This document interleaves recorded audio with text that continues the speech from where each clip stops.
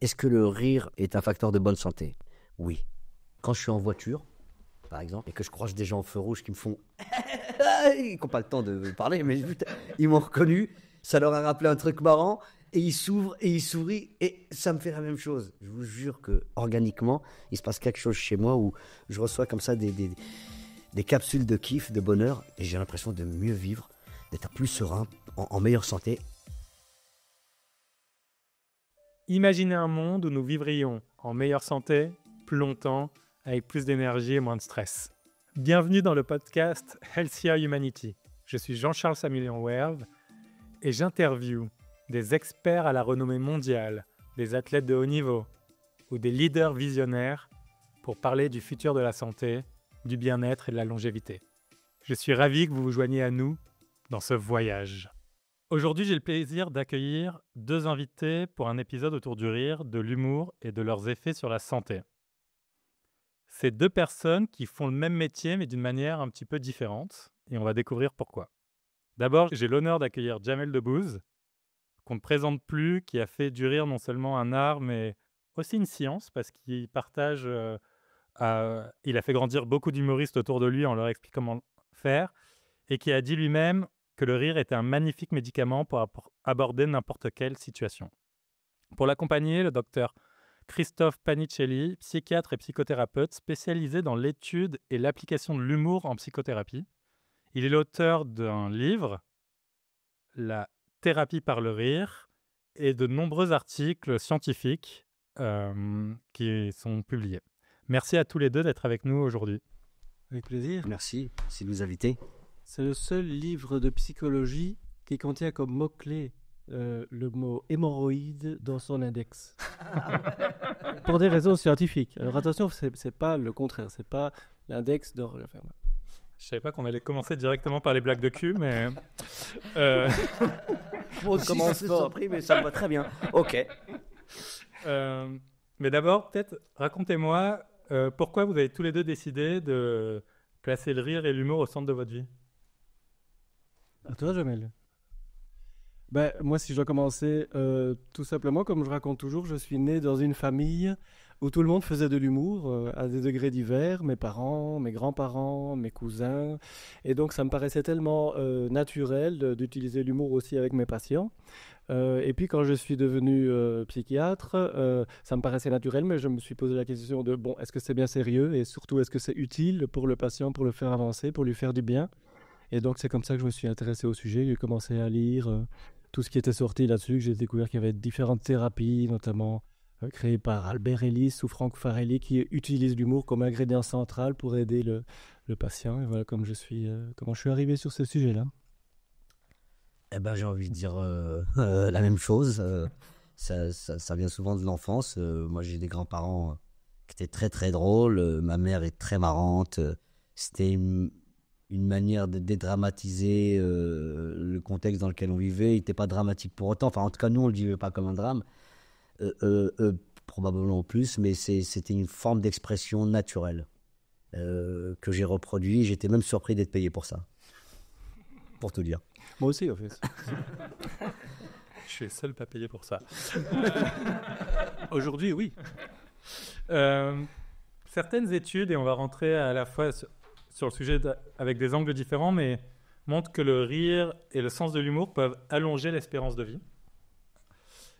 Docteur Panicelli, d'un point de vue physiologique, quels sont les effets du rire sur le corps humain? Alors j'ai envie de répondre à cette question-là en vous racontant tout de suite une petite blague. C'est l'histoire d'un type qui va chez son médecin traitant et qui lui dit « Docteur, et si j'arrête de boire, de fumer et de faire l'amour, est-ce que je vais vivre plus longtemps au moins ?» Et son médecin lui répond « Non, vous n'allez pas vivre plus longtemps, mais par contre ça va vous sembler beaucoup plus long. »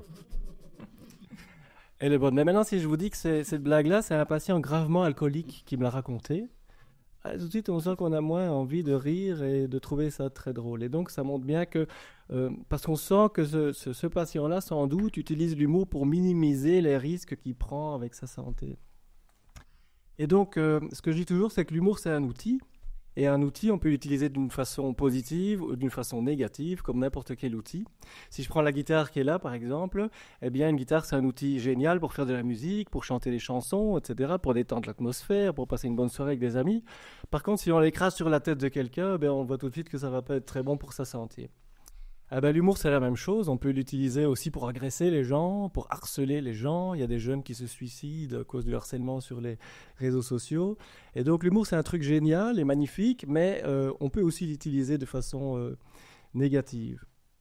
Et donc, il y a des scientifiques qui se sont intéressés à ça aussi, notamment dans une étude américaine qui s'appelle l'étude de Terman. Je rentre tout de suite dans les détails techniques, là. Qui a suivi plus de 1000 personnes américaines sur à peu près 100 ans. Ça a commencé en 1922 et on a demandé à un parent et un prof de ces petits jeunes là, qui avaient 12 ans à l'époque, est-ce que ce sont des petits rigolos? Est-ce qu'ils ont de l'humour ou pas? Et après on a regardé s'ils mouraient plus vite et ceux de qui on disait qu'ils avaient un sens de l'humour plus prononcé, eh ben, ils mouraient plus vite que les autres. C'était un facteur de risque de mortalité aussi grave que l'hypertension ou le cholestérol et des choses comme ça. Probablement à cause de ce côté où les gens qui ont plus d'humour, souvent, surtout ceux qui ont l'humour social, qui sont des petits rigolos et qui aiment bien faire la fête, etc., eh bien, ils ont probablement plus tendance à ne pas tenir compte des avis pour leur santé et à prendre plus de risques avec leur santé. Alors, il y a d'autres études après qui ont précisé ça et qui se sont dit, oui, mais attention, parce que c'est vrai quand même qu'on sent que l'humour peut être bon, donc, et c'est une croyance très répandue dans la population.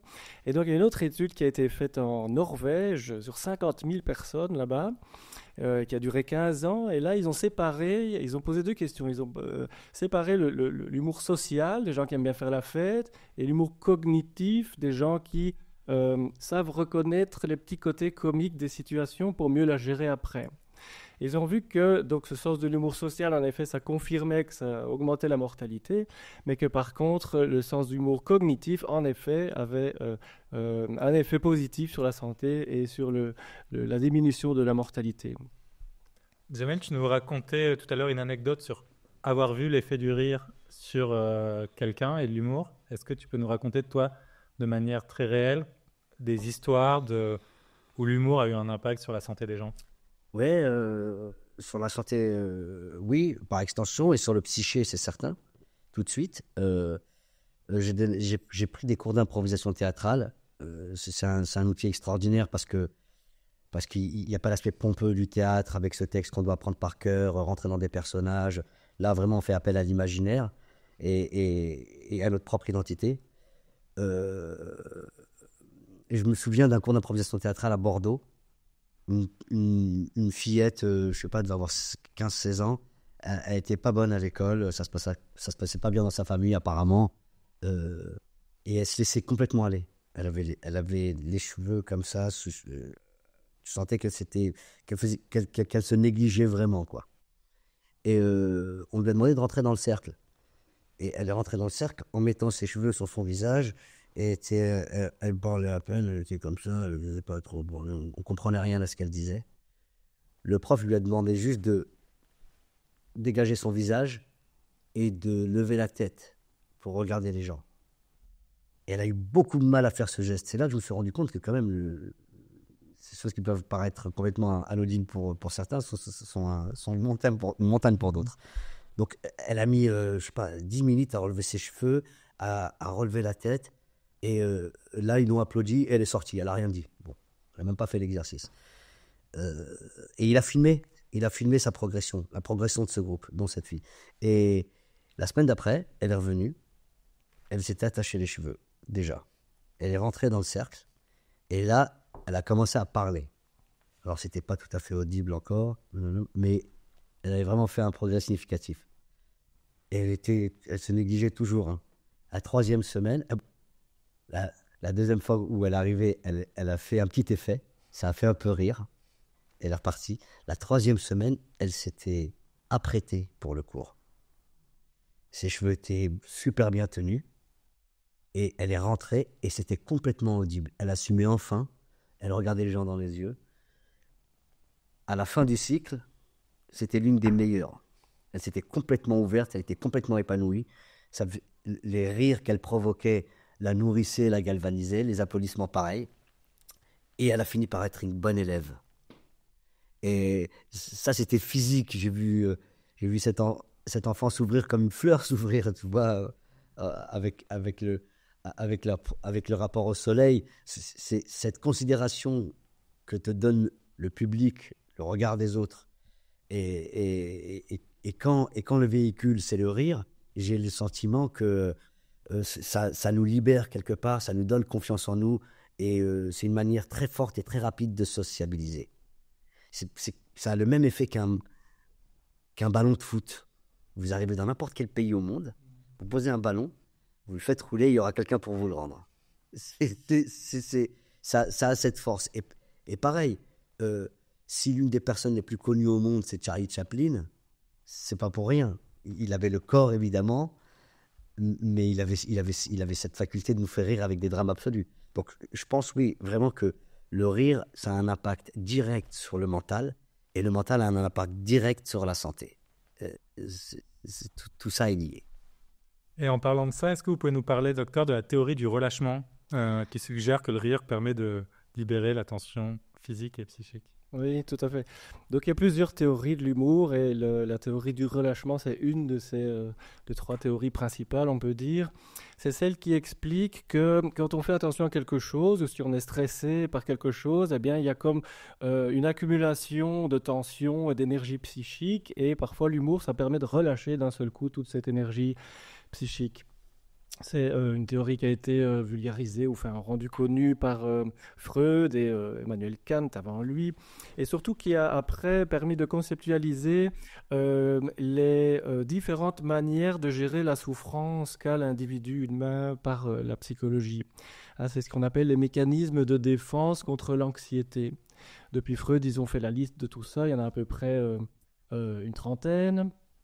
Et l'humour fait partie des 8 meilleurs, c'est-à-dire que c'est un mécanisme qui permet de regarder la réalité en face, de ne pas la nier, et après d'abaisser l'anxiété qui va avec, si elle est terrifiante par exemple, et puis de mieux la gérer. Donc ça c'est ce qu'on appelle en anglais les mécanismes de coping.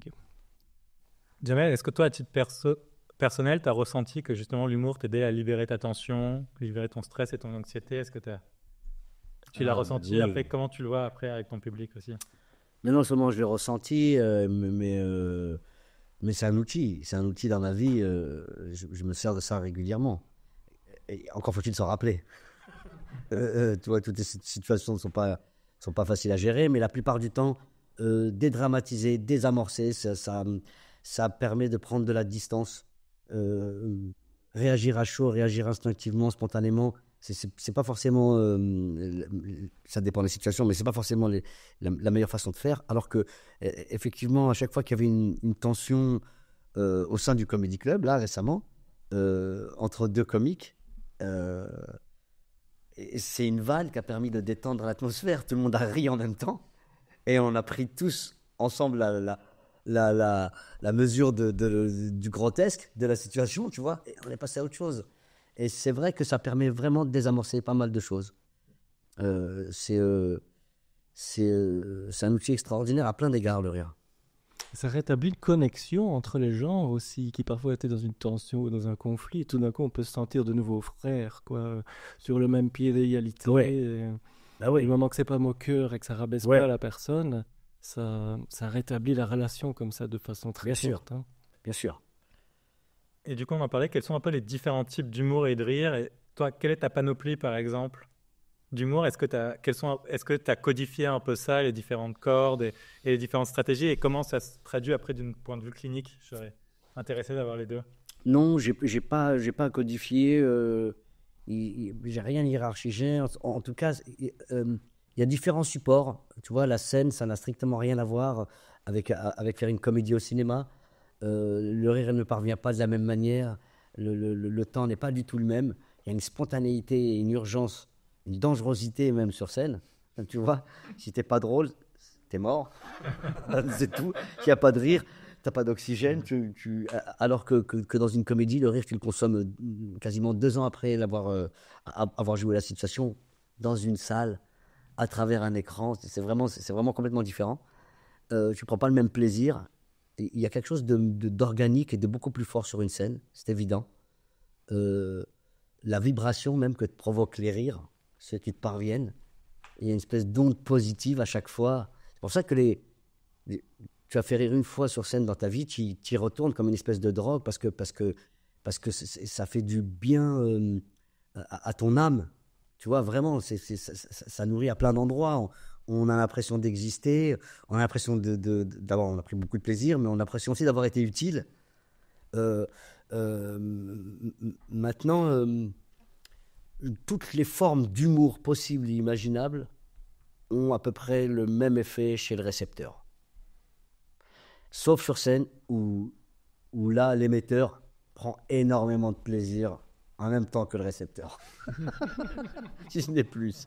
Non, mais tu vois, il y a la scène, j'ai le sentiment à chaque fois que je monte sur scène et que le spectacle se passe bien, qu'il y a une ambiance, qu'il y a quelque chose de rassurant, je sais pas, il y a quelque chose de galvanisant évidemment, mais qui fait du bien à tous pendant 2 heures. Et c'est ce que nous fait aussi le cinéma.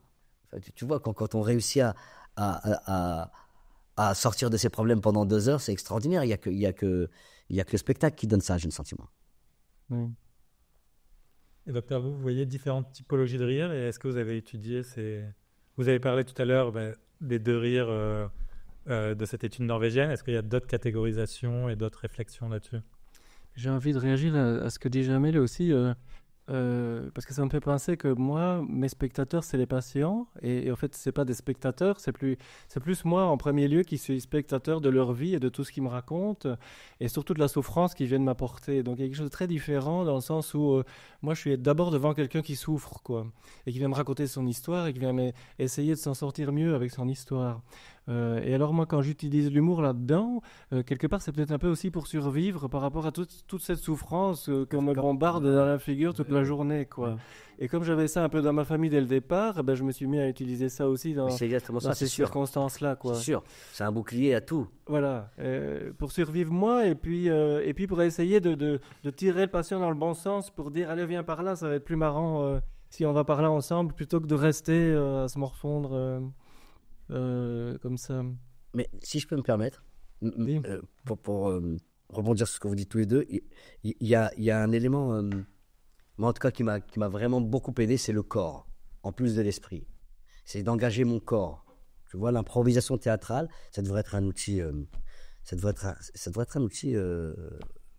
thérapie? Ouais, parce Ouais, que oui, pourquoi pas. oui, parce que ça fait appel à soi et on te demande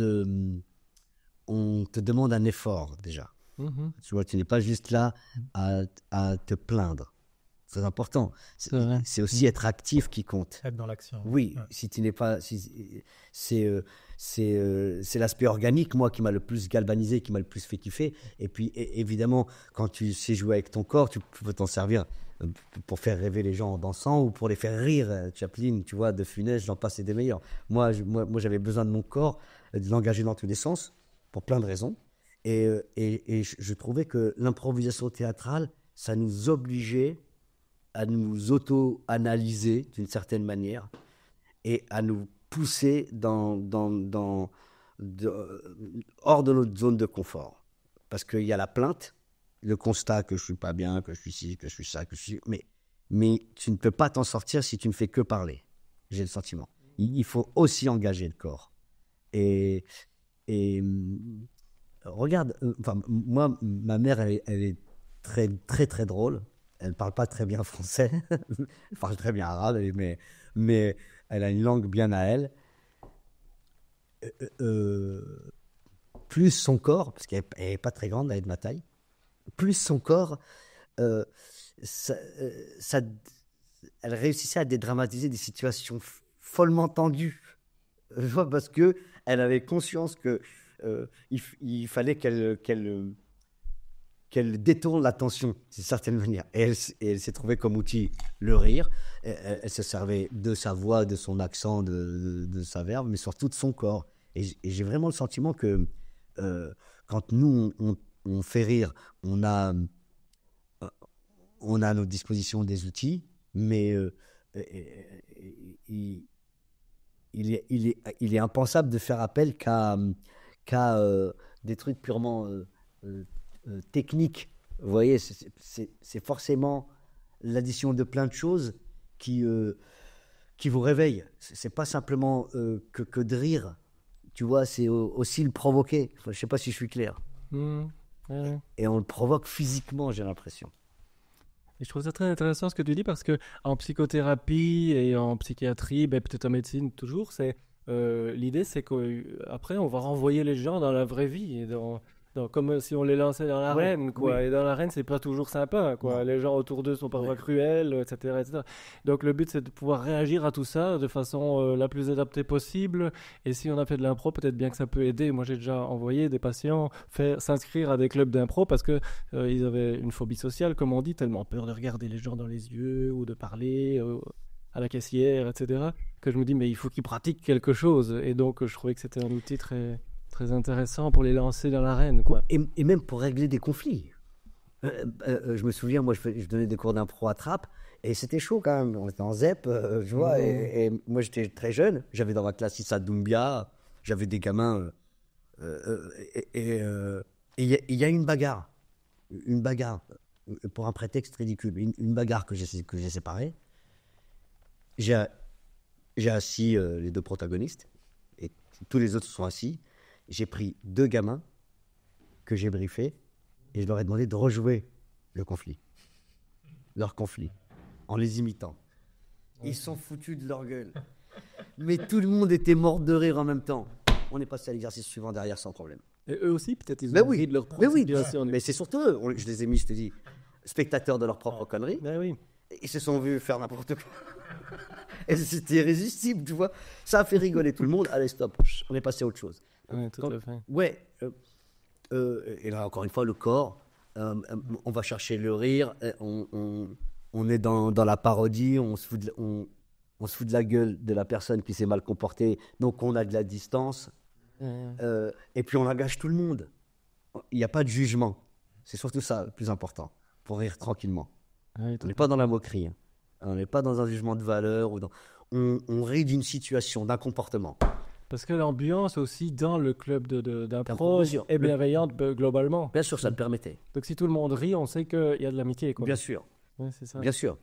Et c'est... Du moment qu'il y a ça, on peut tout faire, en fait. Ouais, Exactement. mais oui.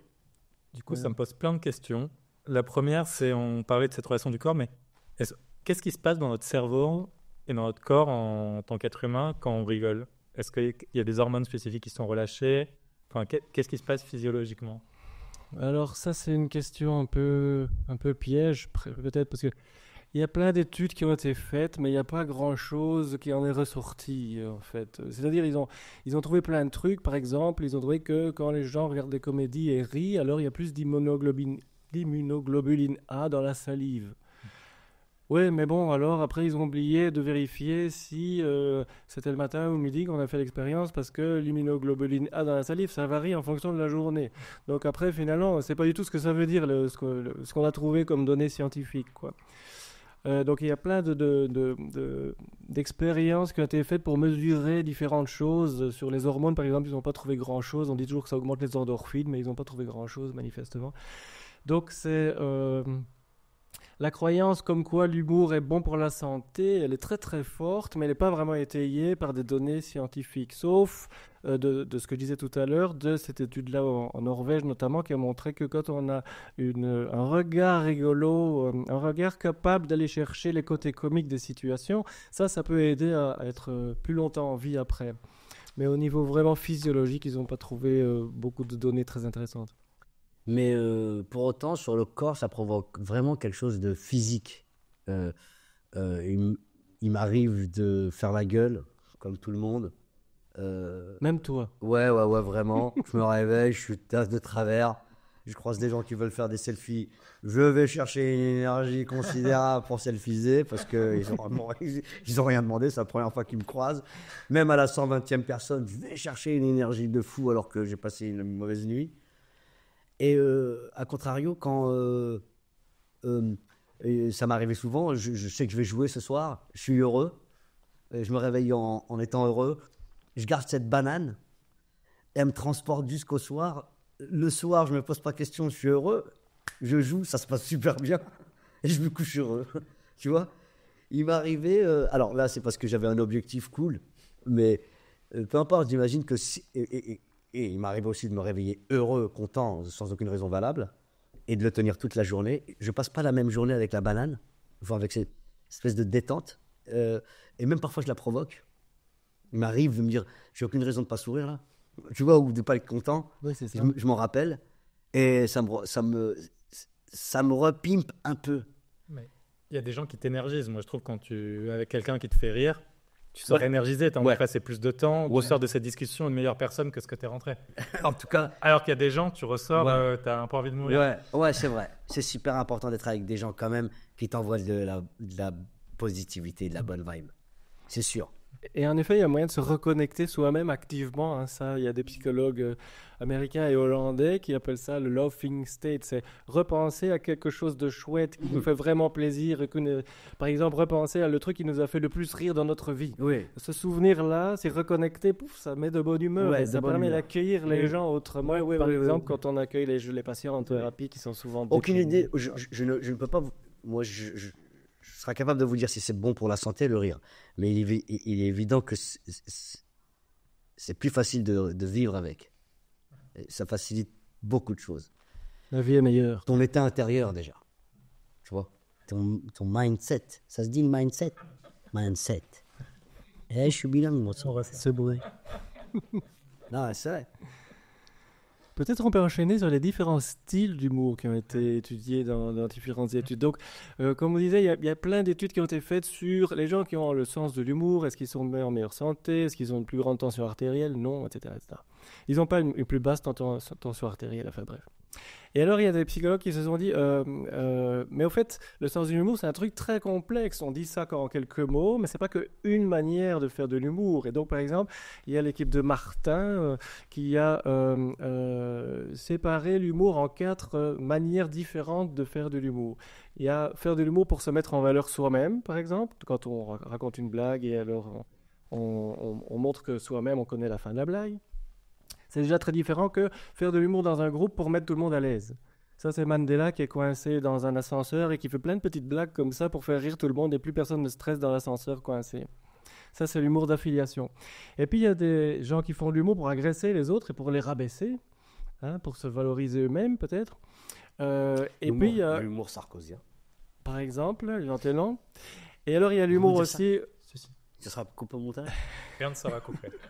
On a commencé par les hémorroïdes, tu sais. Oui, ça, là, j'ai mis la barre très haut dès le début. C'est pas très bas, plutôt. Et alors, la dernière manière, c'est l'humour agressif envers soi-même, l'humour d'autodérision. Et là, il y a par exemple des études qui ont montré que les gens qui font trop d'humour d'autodérision de façon systématique et exagérée, eh bien, ils ont plus de dépression, plus d'anxiété, une plus basse estime d'eux-mêmes, etc. Donc, c'est vraiment la manière dont on utilise ça. On peut se faire du bien soi-même avec l'humour, ou bien on peut se faire du mal à soi-même aussi. Et autour de ça aussi, bien sûr. Je suis d'accord. Non, mais c'est vrai, il y a beaucoup de types d'humour. Et puis, moi, il y a un humour que je n'appelle pas ça l'humour. C'est un humour qui fait rire qu'une catégorie de personnes, ceux qui le font d'ailleurs. Généralement. C'est la moquerie. La moquerie, le mépris, se foutre de quelqu'un, le rabaisser, avoir l'ascendant social sur lui tout de suite, parce que les gens ont ri de cette blague sur son physique, sur son identité. Je dirais parfois marrant. C'est jamais marrant dès lors qu'il y en a un qui est blessé pour moi. Et cet humour qu'on trouve très souvent sur les réseaux sociaux, vous en avez parlé, ce truc facile, parce que l'humour vulgaire, c'est pas facile. Faire de la vulgarité, c'est un art. Et non, mais c'est vrai, être bien vulgaire et puis le faire de manière subtile et élégante, il n'y a pas beaucoup de gens qui y arrivent. Non, mais la vulgarité, bon, on peut trouver ça vulgaire, évidemment, comme son nom l'indique, mais c'est pas donné à tout le monde. Alors que la moquerie, c'est donné à tout le monde. Tu vois, c'est là où c'est plus d'humour. C'est facile, oui. Oui, c'est très facile. Et, on a ces réflexes un peu bestiaux où on réagit en meute dans ces cas-là souvent. Je l'ai vu dans des salles de spectacle. Et j'ai eu recours à la moquerie. Mais j'ai arrêté quand j'ai vu que ça faisait du mal et que c'était plus marrant dès lors qu'il y en avait un qui avait mal. Et tu en as parlé tout à l'heure, justement, c'est cette nuance entre taquiner amicalement quelqu'un, Voilà. même si on se fout de sa gueule, mais gentiment, où on sent qu'il y a de la bienveillance et de l'amitié, Évidemment. et rabaisser pour faire du mal. Voilà. C'est très Et différent. c'est comme les blagues racistes. Oui, Ça tout dépend à qui fait. les fait. Ou sexiste. Bien tout ça. sûr. Homophobe ou ce que vous voulez, tous les trucs qui finissent par phobe. East. Moi, j'ai aucun problème à rire de ça, à condition que ça soit fait par quelqu'un qui ne le pense absolument pas. Et qu'à ce décalage est second degré. C'est ça qui est drôle. Et c'est pas parce qu'il est noir qu'il peut faire des blagues sur les noirs, ou pas parce qu'il est homo qu'il peut faire des blagues sur les homos. Moi, j'aime quand il n'y a pas de communauté. Quand une femme prend la défense d'un homme, quand un homme prend la défense tu vois, quand on est tous ensemble. Oui, C'est là qu'on sentir rit qu'on est facilement. tous des humains, Ouais. quoi. Tu vois.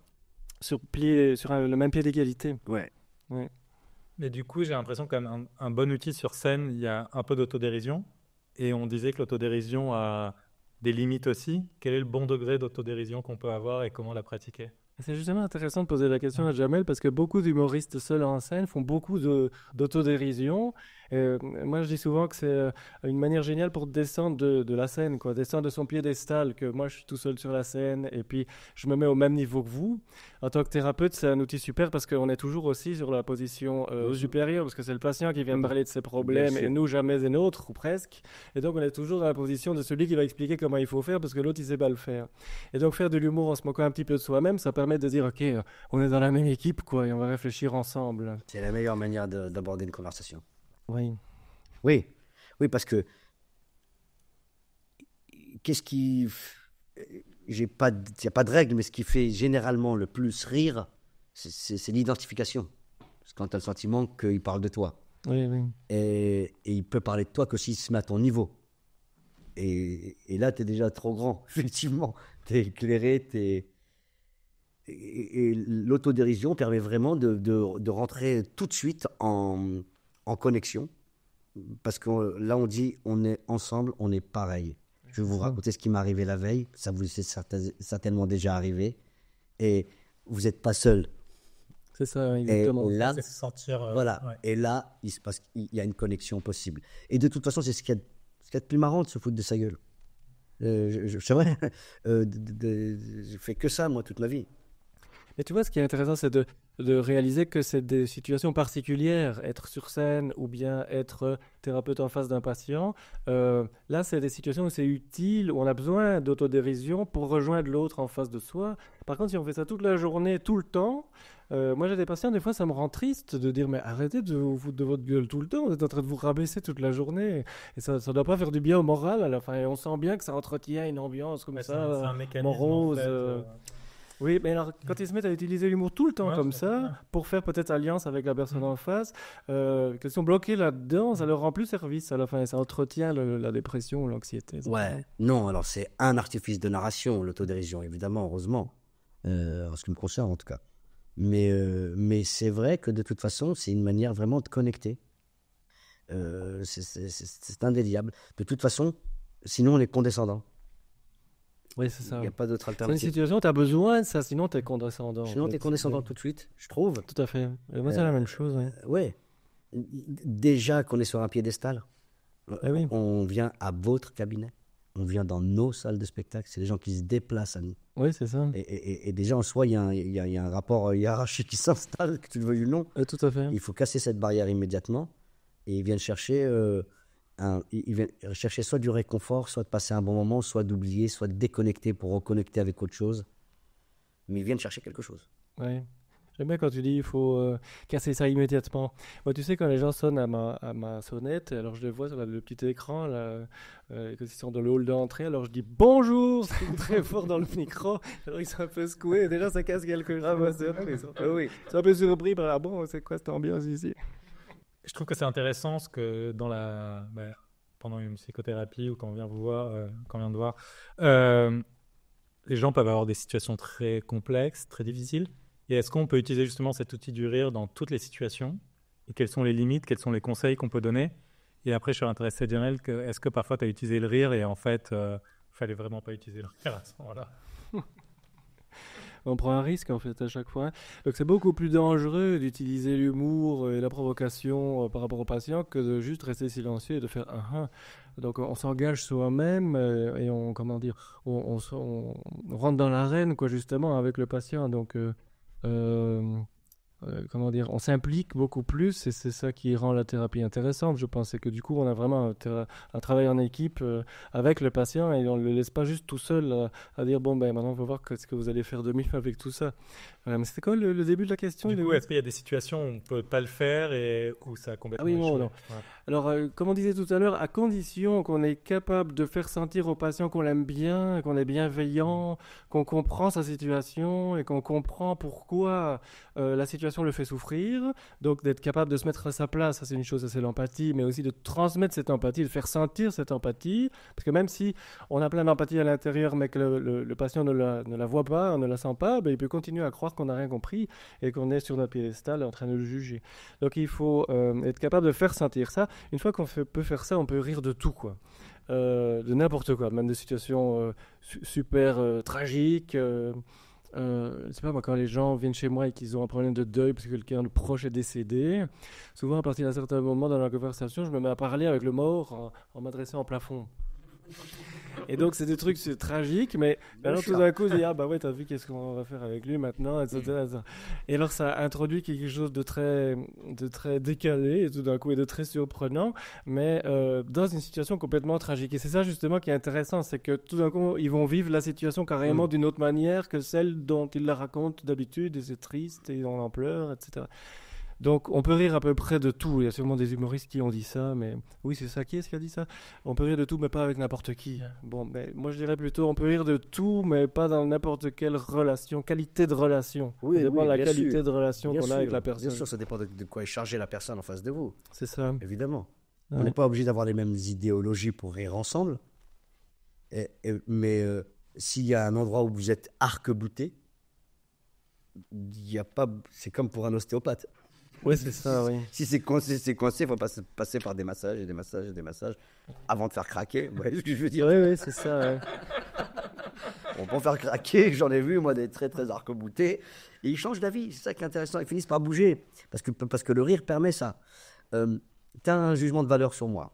Tu me trouves moche, petit, ce que tu veux. On échange. D'un coup, tu as un autre jugement de valeur tout de suite. Tout dépend de ce qui va sortir de ma bouche. Ça va te conforter dans l'idée que tu as raison. Parce qu'en plus d'être petit et moche, je suis con. Bon. Soit au contraire, j'ai dit une fulgurance, quelque chose qui t'a touché ou fait rire. Et là, il y a une connexion et d'un coup, il y a moins de jugement de valeur. C'est ça, ouais. Il y a des moments où c'est pas du tout le moment de rire. il y a des moments où c'est malvenu. C'est trop tôt. Tu vois, faire des vannes sur le 11 septembre, le 12, Pas tôt. c'est un petit peu tôt. Tu vois ce que je veux dire? Il y a des timings quand même à respecter pour, tu vois, physiologiquement, les trucs qui se reçoivent plus facilement que d'autres. Donc, tu es dans une salle de classe. Ton prof, il est là, il fait son cours. Il s'est pris la tête. Il a 25 gamins qu'il doit convaincre. Toi, tu fais une vanne. Bon, super, ça détend l'atmosphère. Tu fais 2 vannes. Bon, ok, c'est bon, on a compris que tu étais marrant. Tu fais 3 vannes. Ça veut dire, 1, que tu n'as pas appris ta leçon, c'est sûr, et que tu perturbes les autres. Là, ça y est, stop. Là, t'es relou. Tu vois? Bon, il y a des moments où c'est pas le bienvenu, et pour autant, c'est super agréable. Les gamins qui sont là, ils vont profiter allègrement de la vanne, ils vont rire. Ça va saouler le prof. J'étais ce gamin. Ça va saouler le prof. Au bout d'un moment, t'es chiant. Bon, voilà. Tu vois, quand tu veux absolument séduire, quand tu veux absolument quelque chose, c'est du genre, c'est souvent mal parti. C'est ça. Tu vois, tu fais forcément une erreur à un moment ou à un autre, tu vas te précipiter. Tu manques un peu de recul. Tu vas te précipiter, tu vois. Ça, c'est la situation, c'est la situation du pharaon, ça. Ouais, non, attends. On connaît Non, ces classiques. Quand j'ai rencontré ma femme, j'étais le mec le moins drôle de la planète. Toutes les vannes que je faisais, elles étaient à côté. Parce que je voulais absolument la faire rire. Et oh, c'était nul. Et tu sais, bizarrement, c'est ça qui l'a séduit. Mais Il l'a touché parce surprenant, des coups. qu'elle voyait que j'étais maladroit. J'étais pas marrant. Il est pas marrant finalement. Non, mais là, j'ai perdu tous mes moyens. Et puis, j'insistais pour essayer. Et là, mon pote, t'es mort. Là, ça sert à rien. Il y a... faut savoir sortir. Oui, il faut savoir. Oui. Il y a des moments où c'est pas le bienvenu. Là, je vais citer des trucs cool. Mais oui, je dis, le lendemain du 12 septembre, il y a des trucs, des vannes que tu fais pas. Bon. Et c'est intéressant parce que ça s'appelle la civilisation, quoi. Tu peux, c'est ça être civilisé, c'est faire l'effort de lire la situation. C'est la faculté d'adaptation, c'est l'intelligence. Et on revient sur l'empathie vis-à-vis des autres, en fait. Oui, C'est c'est vraiment ça. l'empathie vis-à-vis des autres, Oui. comprendre ce que tu peux faire Ouais. vis-à-vis d'eux ou pas. Sentir ce qui va faire rire l'autre Ouais. ou pas, quoi. Si Oui. c'est trop tôt Et ou pas. puis le moment, il est capital pour la vanne. Eh oui. D'ailleurs, quand on écrit un texte, c'est rythmé comme une partition de musique. Un silence peut être un rire incroyable, tu vois. Et si tu as choisi le mauvais thème au mauvais moment, tu vas t'acharner, hein.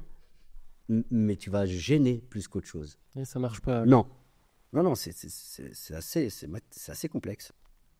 Mais du coup, je suis intéressé aussi de comprendre. Je pense qu'il y a pour beaucoup de personnes, et docteur, vous devez en voir aussi. J'alterne entre le tutoiement et le vouvoiement, je sais c'est quoi Très faire. bien. Mais Tout est sérieux, et... c'est bien.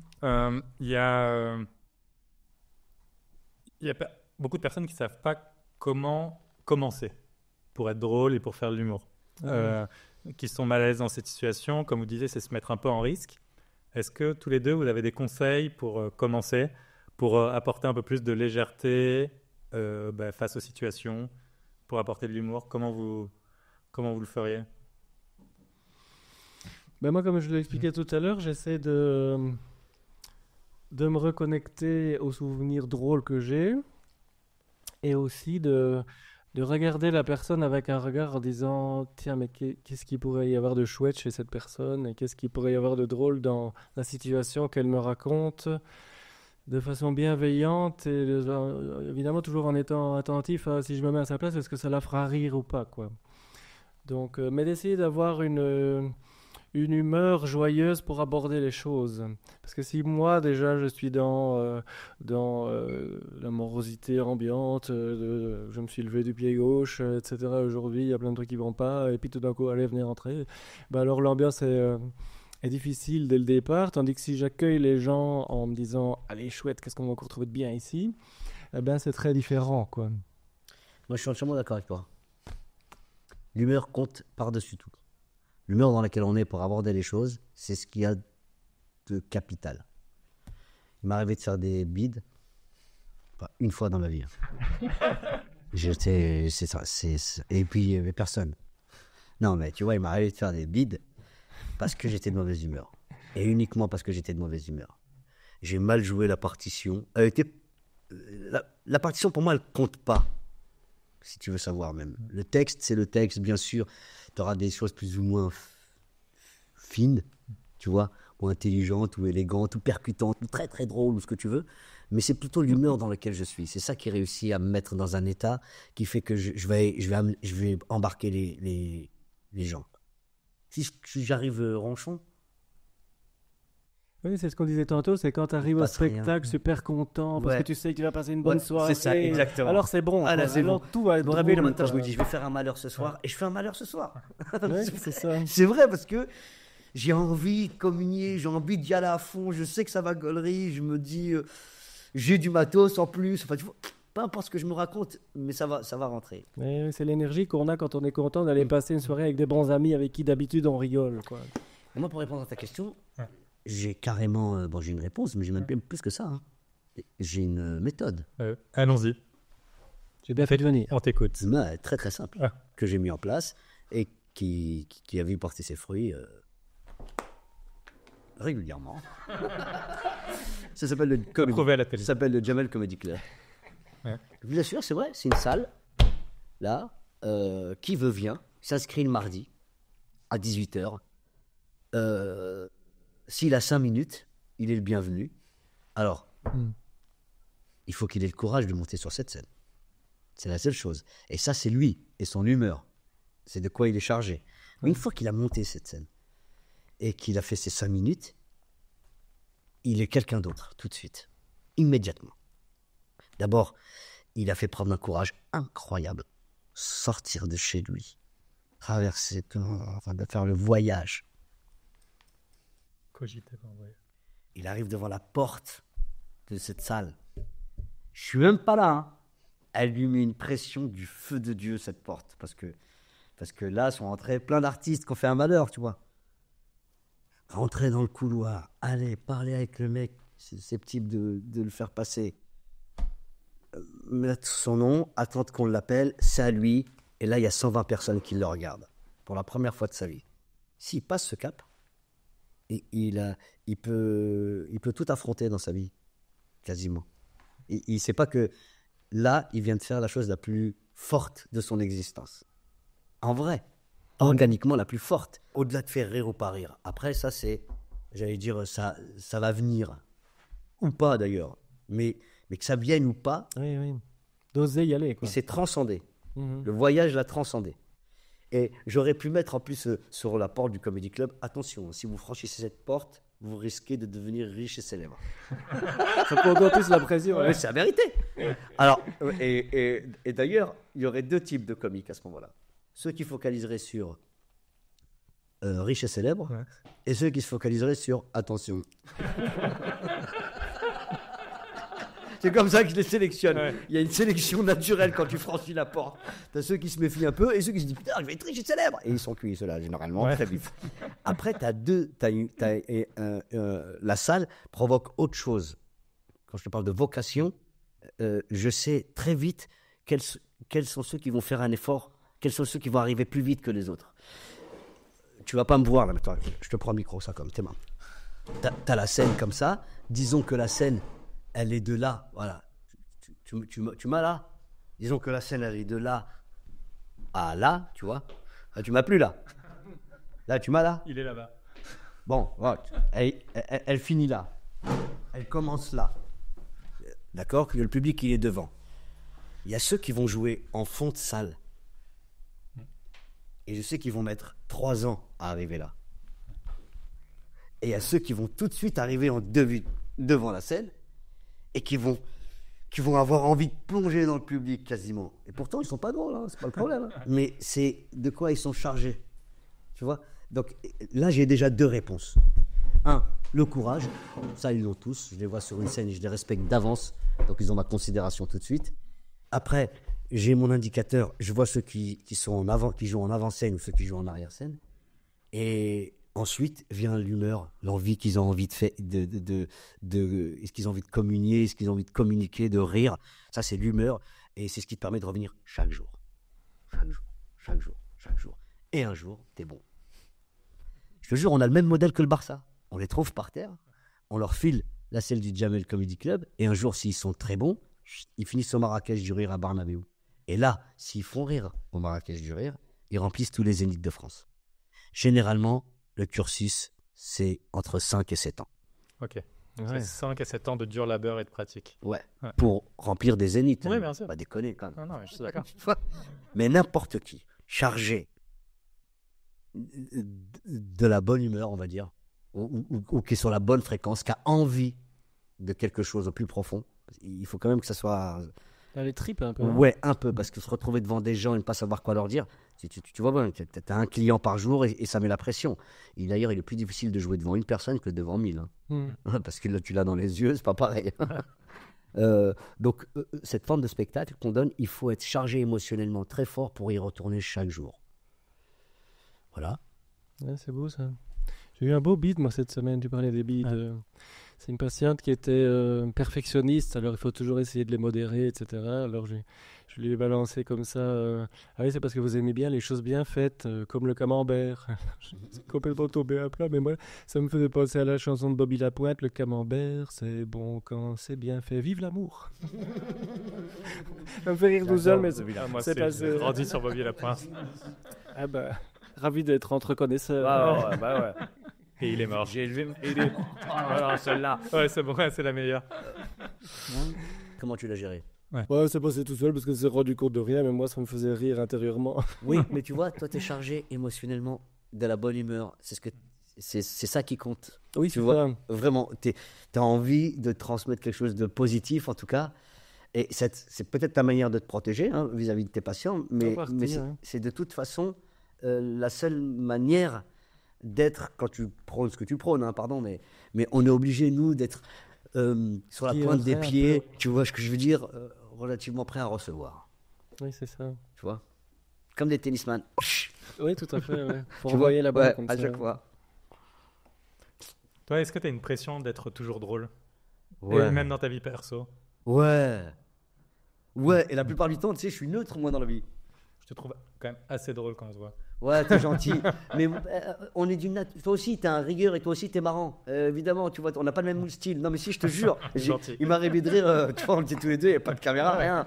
C'est pas pour te faire plaisir. Quand je suis surpris, de toute façon, tu vois. Je suis bon rieur et très bon client. Ça, c'est vrai. Mais je ris pas intérieurement facilement. Je sais pas si tu vois la différence. Tu vois, je veux dire, je suis poli. C'est ça, tu m'as dit, t'entends juste de me dire que t'as été poli avec moi. Non, pas du tout. Pas du tout, justement. Je te fais la démonstration que non. Non. Je ris de bon cœur, c'est sûr. Mais je pense que je vais plus facilement vers les gens qui rient et qui font rire. Tu vois, ça, c'est vraiment pas cool. Parce qu'il y a une espèce de sélection naturelle qui se fait sur des... c'est terrible ce que je veux dire, mais presque, c'est pas sur des caractères morphologiques, mais sur un comportement. Tu vois, quelqu'un de renfrogné, quelqu'un de fermé, il va pas m'attirer. Et je veux pas avoir forcément envie de... Tu vois, ou quelqu'un qui me donne le sentiment de me juger parce que je suis complexé. Ah oui, très important le complexe. C'est un moteur extraordinaire, le complexe. Ouais, ça dépend ce que tu en fais, encore une fois. Ouais, c'est ça. Mais moi, ça m'a servi de bimoteur, le complexe. De toute façon, je fais qu'un mètre 65, ta gueule. Je pouvais rien faire, tout fait. J'ai tout fait, je fais 1m65, je fais 1m65, tu vois, faut accepter au bout d'un moment. Après, tu peux te rassurer en disant, bon, Napoléon Bonaparte aussi, Maradona aussi, Al Pacino aussi, ça va, on est bien. Je digresse, mais les compagnons de route sont extrêmement importants. Les gens dont tu t'entoures pour garder l'humeur, comme un frigo, tu vois, ou un four, peu importe, tu vois. Mais les gens qui t'entourent sont extrêmement importants là-dedans, dans ta mécanique et dans ton schéma mental et dans ta prédisposition à être drôle ou pas. Et voilà. Et du coup, une des meilleures manières pour être drôle, c'est de s'entourer de gens drôles. Ouais, c'est d'être dans un univers de gens qui te désacralisent, qui te désamorcent et qui ne sont pas là à se morfondre, tu vois. Bien sûr que c'est dur, tout est dur, frère. Dès lors que tu es sorti du ventre de ta mère, c'est cuit. C'était déjà dur de sortir. Ouais, moi, c'était dur de sortir. Comment j'étais bien là-bas. Mon meilleur choix, c'était celui-là. Comment c'était bien. Bon, à partir du moment où je dois me sociabiliser, je dois composer avec vous tous là. Le danger, c'est les autres, c'est pas moi, c'est sûr. Bon, c'est ce qu'on se dit tous. Tu commences à être en méfiance.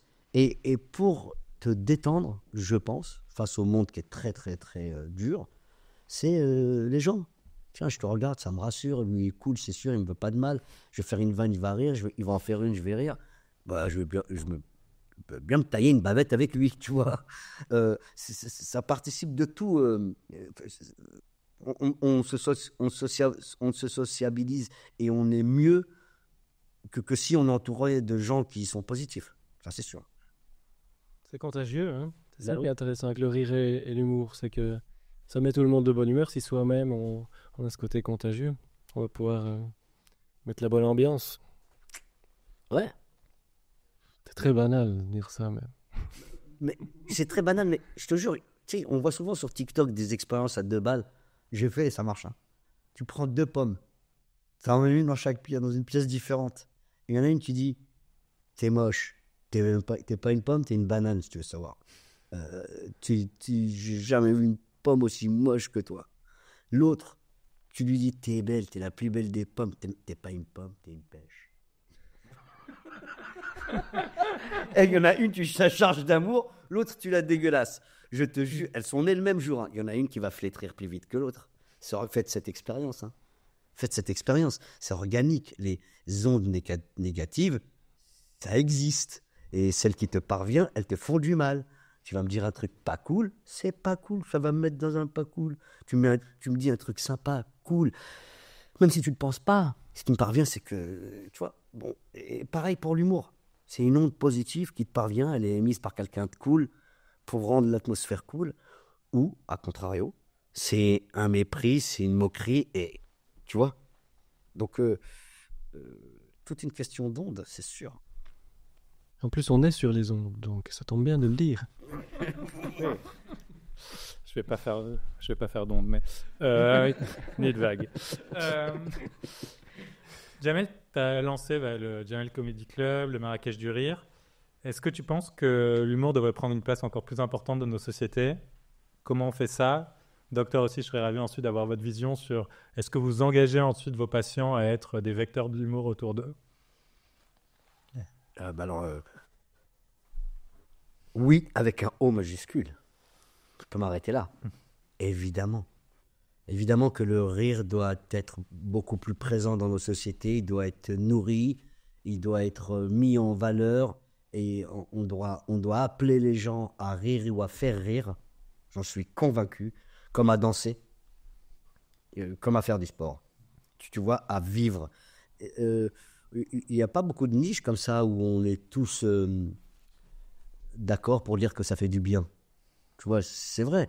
Quand on danse tous ensemble, quand on chante tous après une Coupe du Monde, tu vois, quand on est tous à l'unisson à faire un truc joyeux, c'est génial. Regarde, quand tu regardes un match de foot, d'ailleurs, il n'y a rien de plus fort qu'un but en Coupe du Monde, cette espèce d'élan que tout le monde a en même temps. Tu vois, c'est à côté du stade. Non, Les petits mots tous en train de pleurer. et le rire, c'est pareil. Ouais. On prend un jet tous en même temps et j'ai l'impression que ça nous fait tous en même temps du bien. Bien sûr qu'il faut le nourrir, il faut l'éduquer. La meilleure manière de propager ça, c'est éduquer nos enfants dans une bonne ambiance à la maison. Ça commence par là. Ne faites pas vivre à vos enfants vos problèmes. Mentez-leur. Inventez des histoires. Rentrez dans des personnages. Mais filez-leur du beau, du bien, du féerique. Ou en tout cas, bien sûr que, vous inquiétez pas, la vie elle va se charger de leur montrer ce que c'est que la vie. Hein. Vous n'êtes pas... c'est pas le rôle des parents de faire ça en vrai, hein, tu vois. Nous, on est là pour les protéger, les éduquer du mieux qu'on peut, les civiliser. Tu vois. La meilleure manière de civiliser un enfant, c'est de lui apprendre qu'il ne faut pas avoir peur de l'autre, qu'il faut aller vers l'autre, qu'il n'y a pas de différence. Au même titre que l'exemple que je vous filais avec le ballon, si tu arrives avec un sourire, il y a de grandes chances qu'on t'accueille avec un sourire, tu vois. Et ouais, moi je pense que vraiment il faut, dans notre éducation, dans nos écoles, j'ai essayé, je me suis battu pour rentrer l'improvisation théâtrale dans les collèges, à la place pas à la place, pardon, mais en complément du cours de théâtre, ou le LV1. N'importe quel LV1. Ou LV2. Mais tu vois, un cours... On pourrait mixer les deux. Improvisation théâtrale en allemand. Mais Ça peut être une... Mais moi, je donnais des cours d'improvisation théâtrale au collège à Trappes. Et je sais que j'ai impulsé des choses. Il y a des gamins qui se sont dit, je veux faire ça. Aujourd'hui, ils en vivent. Je te prends Alban Ivanov, qui remplit tous les zéniths, Issa Doumbia, Sophia Aram. Tu vois des gens Arnaud de Samer, qui viennent de l'improvisation théâtrale et qui sont sur les routes aujourd'hui avec 50 techniciens, donc qui nourrissent 50 familles, et grâce au rire, tu vois. Et les autres, ça leur a permis de prendre confiance en eux, c'est certain. Et ils abordent la vie 100 fois plus sereinement que quelqu'un qui n'a pas eu à travailler son son intérieur, quoi. Je sais pas comment on appelle ça. dans son inside. Son- Tu vois? Non, c'est vrai. Aller chercher de la confiance en soi, c'est extrêmement important pour le monde qui nous entoure. Là, il est dur quand même, tu vois. On passe notre temps à se faire écraser par plein de choses. Donc, si on n'est pas fort de soi, on est cuit. Et je pense que la société devrait absolument travailler sur le rire parce que c'est un moyen de communication très fort. Tout à fait. Et c'est quelque chose que tu conseilles à tes patients, du coup? Alors, moi, je suis surtout intéressé par... Enfin, moi, mon travail, c'est aider le patient à s'en sortir avec sa propre situation. Et si on fait ça avec de l'humour et du rire, c'est génial parce que c'est beaucoup plus agréable pour tout le monde. Et en plus, ça apporte plein de choses. Ça permet d'être créatif, de se reconnecter à son énergie intérieure, enfin, à regarder la situation sous un regard neuf et à trouver des solutions qu'on n'avait pas pensées avant. Mais je pense, comment dire, ça s'arrête là quelque part. Mais après, donc je les envoie pas dans le monde après pour coloniser, être des ambassadeurs du rire. Mais ça pourrait, en fait, ça pourrait. Mon travail, il s'arrête à est-ce que le patient se débrouille mieux avec sa situation, est-ce qu'il va mieux. Mais je pense qu'en effet, de toute façon, si le patient qui vient chez moi retire quelque chose de cet ordre-là, c'est compliqué ce qui m'arrive, j'ai de la souffrance avec ça, j'en suis triste, etc. Mais j'ai réussi à en rire. Il y a une patiente il n'y a pas longtemps qui était là et qui me racontait un truc vraiment très pénible qui venait de lui arriver. Et comme elle est déjà venue plein de fois, elle sait que je la fais rire de temps en temps. Alors elle me regardait comme ça en racontant le truc hyper triste et puis avec un rire en disant ne me faites pas rire, ne me faites pas rire, vous n'allez pas réussir à me faire rire avec ça. Et moi, j'ai rien fait, j'ai juste eu un petit regard un peu bizarre. Elle me dit, ah, ça y est, elle a commencé à rire avec le truc alors que j'avais rien dit. Donc, je pense que quand les gens découvrent ça, après, ils peuvent l'apporter ailleurs aussi, sans doute, quand ils parlent avec les gens de leur famille, avec leurs amis, qui parfois aussi sont dans des moments difficiles. Prenons le monde de l'entreprise. On a souvent entendu que c'était extrêmement dur. Je me souviens de la séquence télécom où les gens se suicidaient quasiment parce que le monde de l'entreprise est un monde extrêmement dur. On a fait des tests. Tu pourrais le faire chez toi. Ouais, je rêve. Ouais. Dis-nous. On pourrait même, je vous jure, espèce de... Et on fait un papier scientifique après. Mais pourquoi pas? Je plaisir. Franchement, j'insiste avec l'improvisation théâtrale parce que c'est l'outil le plus facile. Mais faisons un cours d'improvisation théâtrale avec tous les Alaneurs. Bah alors là, franchement, avec plaisir. Mais pour que ça porte ses fruits, il faut que ça soit... Un cours ne suffira pas. Non, mais on fait une série. Voilà, ouais, si je suis d'accord. tu pourras le tester, tu pourras le voir par toi-même. Tu vas avoir une évolution psychologique et physique s'opérer. Franchement, d'abord, partager des choses qu'on n'a pas l'habitude de partager avec les collègues, montrer une autre facette de soi, donc quelque part aller vers l'autre, puisque je te fais confiance, là je te montre quelque chose que tu n'as pas l'habitude de voir, j'espère que tu ne vas pas me juger. Hein. Attention, cousin. Et si tu ne me juges pas, voilà, tu vois, et si toi aussi tu montres un truc que j'ai pas l'habitude de voir, d'un coup, il se passe un truc qui se passait pas il y a 15 jours, alors que tu étais en face de moi. Hein. Et il y a quelque chose de très libérateur. Et quand je te dis que ce simple outil qu'est l'improvisation théâtrale, parce que ça fait appel à beaucoup d'exercices physiques, psychiques, empathiques, tu vois, il y a énormément de choses à travers l'impro. Quand tu mets l'improvisation théâtrale dans un groupe qui a déjà fonctionné, qui a ses habitus, tu vois très vite qu'il y a d'autres choses qui se développent, il y a d'autres choses qui arrivent. Et généralement, c'est hyper bénéfique pour le groupe. On a envie de faire un truc ensemble et on a envie maintenant d'atteindre un objectif ensemble. Tu vois. Et ce truc où on ne se juge pas, eh ben, cet endroit où on ne se juge pas, on a envie d'y retourner tous les matins.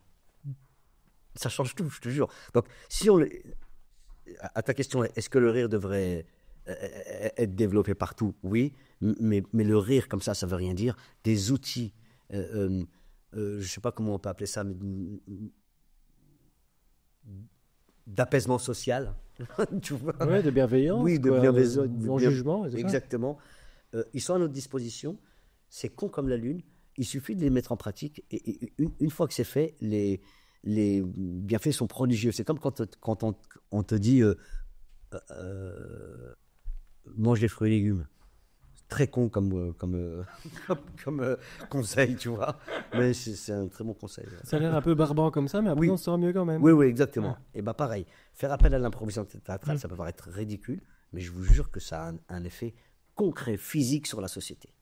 Mais on ne devrait pas dire aux gens de manger des fruits et légumes, on devrait montrer comment ça peut être très bon les fruits et légumes. Mais je suis d'accord avec toi sur l'improvisation théâtrale, on va le faire chez Alan et même si ça t'intéresse, on va construire du contenu qu'on va donner à toutes les entreprises qui utilisent Alan. Et comme ça, on va mettre le rire partout dans l'entreprise. Bon, ça m'arrange que moyennement, parce qu'après, tous ces gens, ils n'auront plus besoin de venir chez moi. Donc, là, Non, mais c'est intéressant. Vous pourriez, sur un ou deux de vos patients, essayer l'improvisation théâtrale, mais l'accompagner. C'est une mise en abîme. Enfin, je ne sais pas si ça peut être intéressant pour vos travaux. Accompagner Oui. à la séance d'impro, quoi. Oui. Bah, déjà, ça casserait, participer. ça, casserait pourquoi pas, ouais. ça casserait toutes les barrières, ça c'est certain. Oui, c'est sûr. Et de voir comment lui réagit. Parce qu'à la fin de ce cours, il se sera passé quelque chose de nouveau entre vous et quelque chose de nouveau pour lui, organiquement, ou elle. Et je trouve intéressant Il n'y a personne qui reste insensible à avoir joué quoi que ce soit devant un public.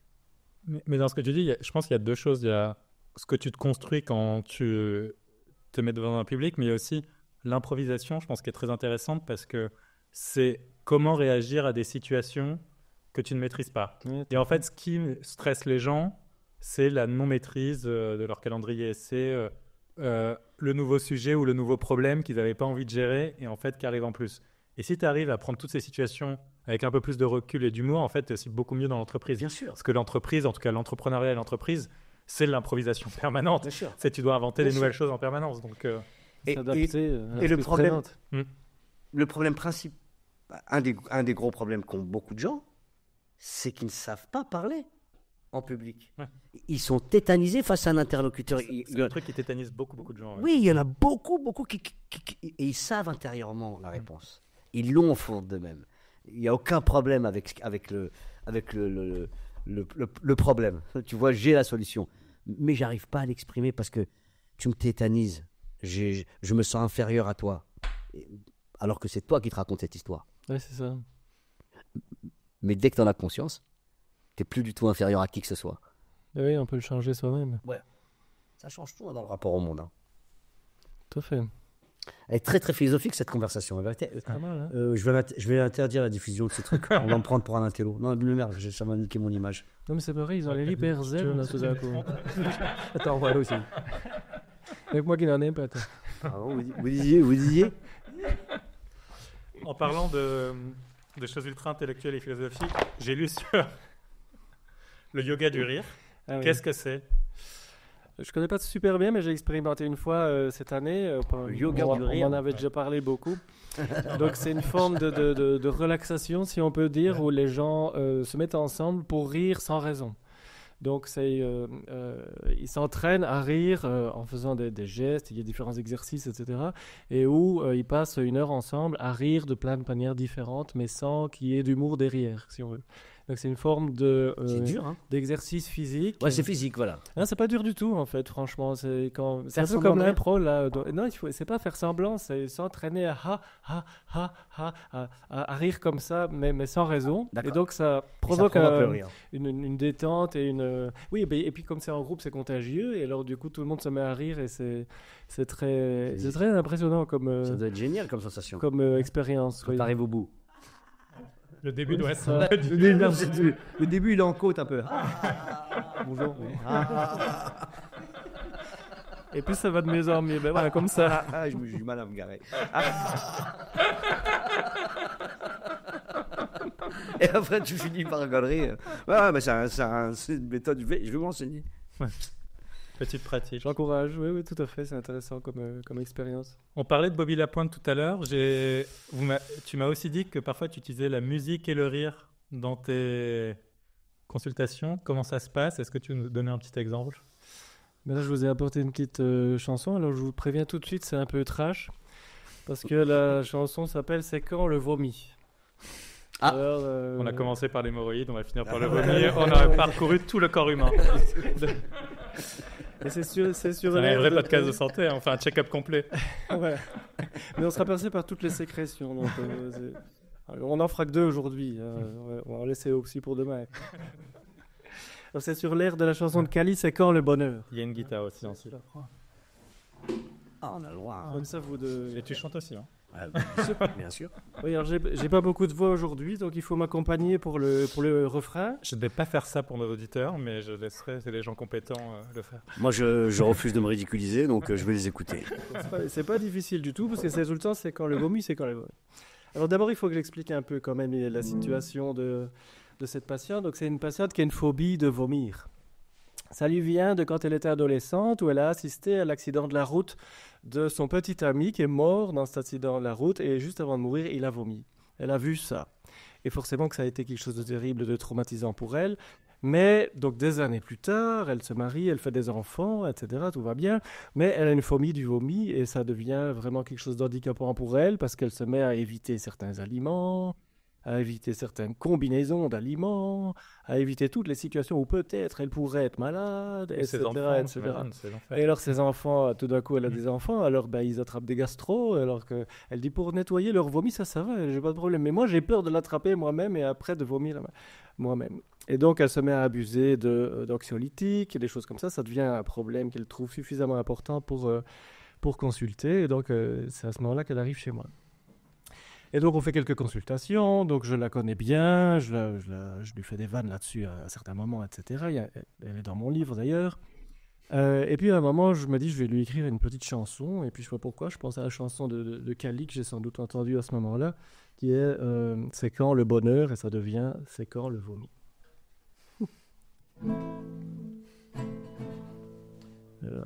Faut que je m'habitue à la guitare. Je suis pendu à vos lèvres, espérant le miracle qui me sauverait du vomi. Je suis pendu à vos lèvres, mais qu'y a-t-il de plus moche qu'un grumeau de vomi qui passe par les narines et se décroche? Je suis pendu à votre seau, il est prêt, je l'ai mis là, pour cette petite gastro si jamais elle passait par là. Je suis pendu à votre seau et je guette la nausée. Je voudrais savoir quand l'oiseau de mon vomi va se poser. C'est quand le vomi, avec moi, hein. C'est quand le vomi, c'est quand le vomi, c'est quand le vomi. J'étais faite pour le bonheur, les vacances, les enfants. Mais voilà, j'ai mal au cœur, j'ai la gerbe franchement. J'étais faite pour le bonheur, mais la vie m'a envoyé tellement de baffes à la gueule que je m'en vais la dégueuler. Alors je guette pour voir quand il va pleuvoir. Oui, je sais, c'est de la merde qui va remplir ma baignoire. Mais je m'en fous, je surveille tous les gens de ma famille. Je suis pas contre une merveille du moment que c'est du vomi. C'est quand le vomi, c'est quand le vomi, c'est quand le vomi, c'est quand le vomi. Yo.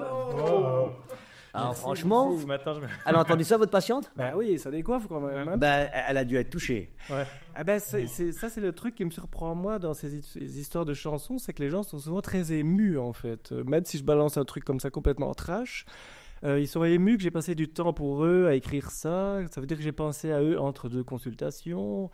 Ils sont émus que j'ose montrer une autre facette de moi. Exactement. Aussi, je sors de mon rôle complètement. Là, Voilà. Je suis plus le thérapeute hyper sérieux qui écoute tout ça. Et donc. Ah, c'est intéressant, franchement. Ben voilà, merci. Merci beaucoup. Non, mais c'est vrai, je me mets à la place de cette personne. Je me dis. Ah ben, ce qui se passe, c'est que du coup, elle est obligée d'écouter la chanson et puis elle se regarde comme dans un miroir un peu parce que je décris comment elle gère la situation. Et donc, par exemple, cette patiente-ci, elle était un peu émue, mais alors après, à la fin, elle m'a dit « C'est tout à fait ça ». Et donc, c'est carrément incroyable pour moi parce que moi, je suis dans l'histoire de l'humour et j'ai exagéré complètement à la grosse louche et tout. Et puis, elle, en fait, elle a été touchée parce qu'elle se sent comprise par ce que j'ai décrit. Et puis après, par exemple, ce jour-là, elle m'a dit « Mais en fait, moi, ça me fait penser que j'aurais le droit d'être faible. » Et là, je trouve ça génial que... Donc, elle écoute la chanson, et puis en fait, il y a des choses qui percolent pendant qu'elle écoute ça, ça la fait réfléchir par rapport à sa propre situation, et elle réalise que peut-être elle a toujours essayé d'être forte, par rapport à toute la situation, et qu'il faut qu'elle lâche quelque chose de ça par rapport à son angoisse, et qu'il faut qu'elle s'autorise aussi à un certain moment à avoir le droit d'être faible. Donc ça fait progresser la réflexion de la thérapie par rapport à là où elle en est avec sa difficulté. Avoir le droit, ça, c'est quand même quelque chose de récurrent, ça. On ne s'autorise pas. Et souvent, on est très heureux quand quelqu'un nous met le doigt dessus et nous dit tout bêtement, mais tu peux, tu vois. Il n'y a personne qui te l'interdit. Vas-y, go. Et je te jure, c'est bête, mais moi, je trouve ça super comme démarche. Merci beaucoup. C'est ça l'impro aussi, en fait. C'est vas-y, tu peux. Ouais. Et en thérapie, nous, c'est aussi ça quelque part. C'est les gens qui sont là, qui sont complètement coincés dans un truc, ils n'osent pas aller dans la vie, etc. Et c'est de leur dire, mais allez-y. D'ailleurs, c'est la petite phrase que j'ai mis dans ma dédicace, là, que tu as dit un jour, t'as aucune chance, alors saisis-la. Ouais. C'est vraiment ça, quoi. C'est se révolter contre tout ce qui nous bloque et oser être créatif et y aller quand même, quoi. Et tu peux y aller, quoi. C'était dans un de mes spectacles. Ouais, c'est un conseiller d'orientation à qui je faisais dire ça. Ah ouais. Et je lui dis, qu'est-ce que tu veux faire dans la vie? Je lui dis, je veux être astronaute. Il a rigolé. Il lui dit, quoi, qu'est-ce qu'il y a? Ils ont bien envoyé des singes. Il y a la place pour tout le monde. Tu vois, donc franchement, si lui, il y arrive. Mais je suis sorti de chez ce conseiller, là.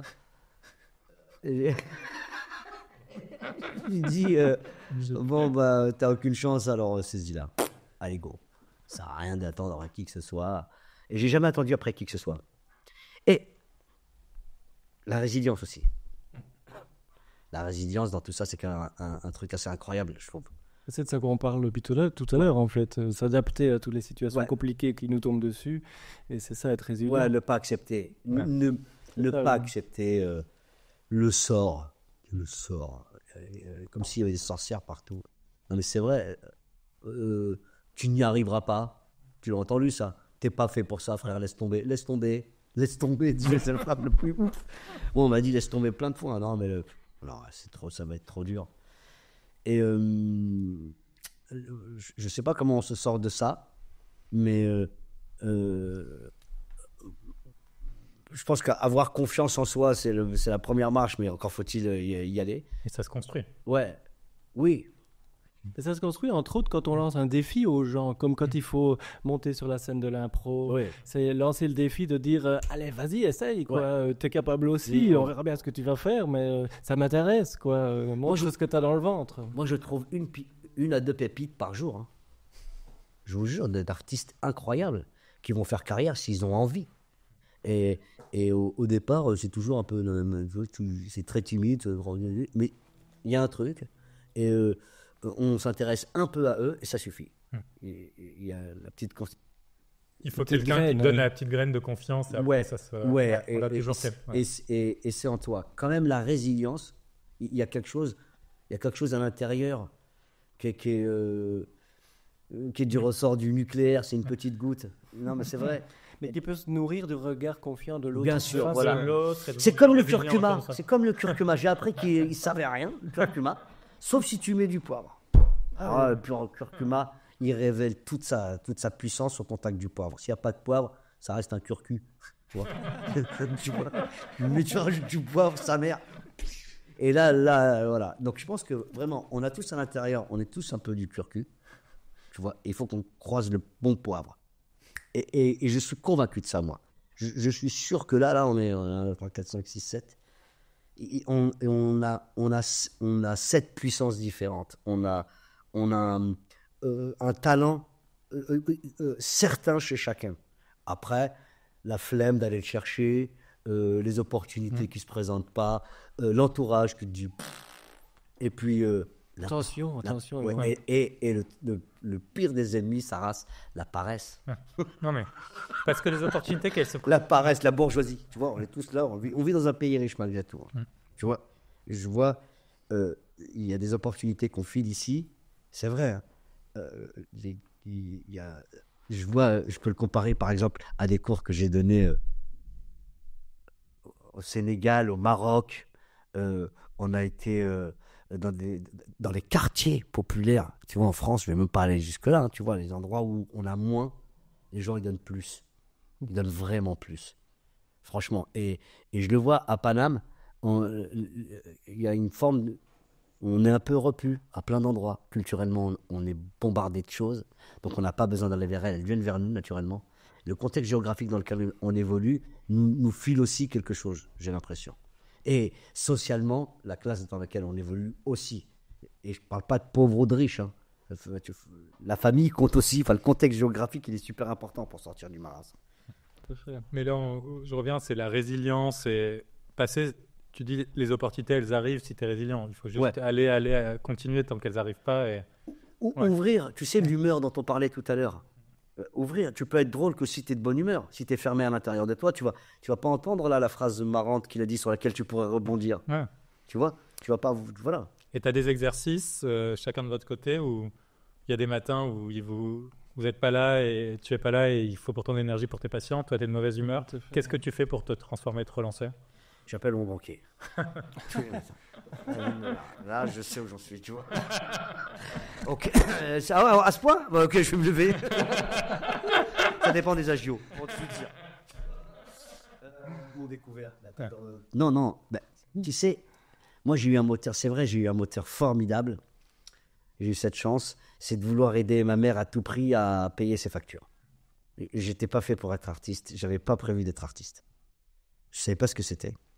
Il n'y avait jamais eu aucun artiste dans ma famille. Pour moi, artiste, ça n'existe pas.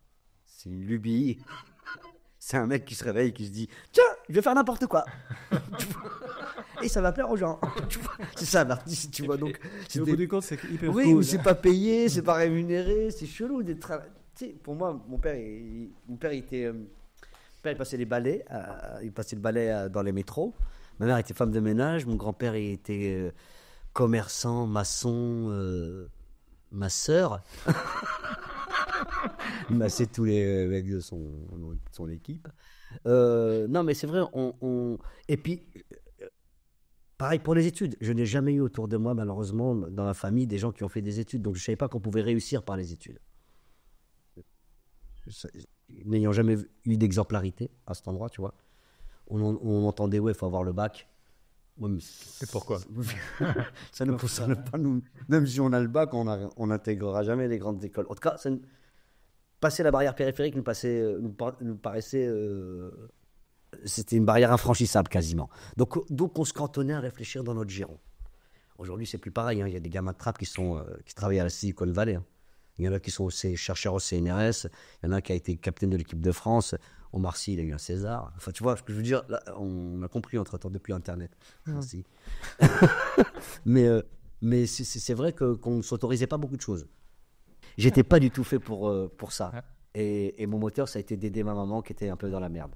Et quand elle m'a demandé qu'est-ce qu'il faut, un jour j'ai fait de l'improvisation théâtrale, j'ai trouvé ça génial. J'ai eu envie de continuer. Et elle m'a dit qu'est-ce qu'il faut pour être comédien. Je lui ai dit un micro-cravate. Elle a fait un crédit pour un micro-cravate. Une cellule MKE 40 chez Neiser, je me rappellerai toujours, à 40 000 francs. Elle a fait un crédit de ouf. Ah ouais. J'étais obligé de le faire marcher, ce micro.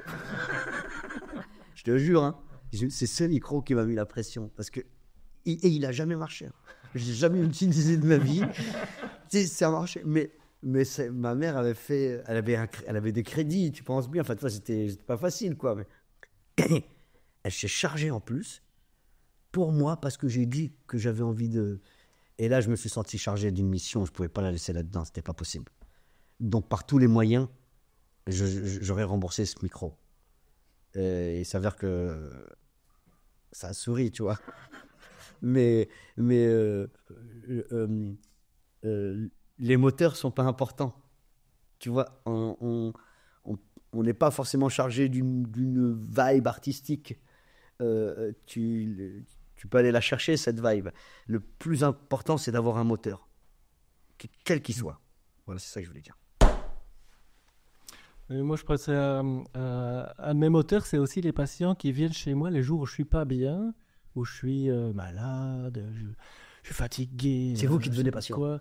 Et alors, des fois, je leur ouvre la porte et ils sont déjà en train de rire alors que j'ai rien dit. Quoi. Parce qu'ils s'attendent à... La fois passée, je les ai fait marrer. Alors, ce jour-là, je suis vraiment pas bien. Alors, j'ouvre la porte et puis ils sont déjà en train de me regarder comme si je... Alors, je dis, mais attendez, j'ai encore rien dit. Et quelque part, ça me met un peu... Ça me met dans la bonne humeur de les voir se réjouir de ça, quoi. Quand ils me connaissent un peu...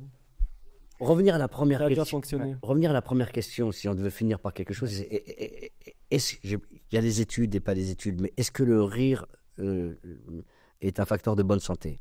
Oui. Oui, oui, et oui, et oui. C'est Mais sûr ça et dépend certain. comment on l'utilise. Bien sûr, j'ai un milliard de formes, mais organiquement, moi, ce que ça me procure et les états dans lesquels ça m'a mis alors que j'étais pas bien, et j'ai une chance extraordinaire d'avoir fait rire et d'avoir laissé cette trace dans la tête des gens. Quand je suis en voiture, par exemple, et que je croise des gens au feu rouge qui me font...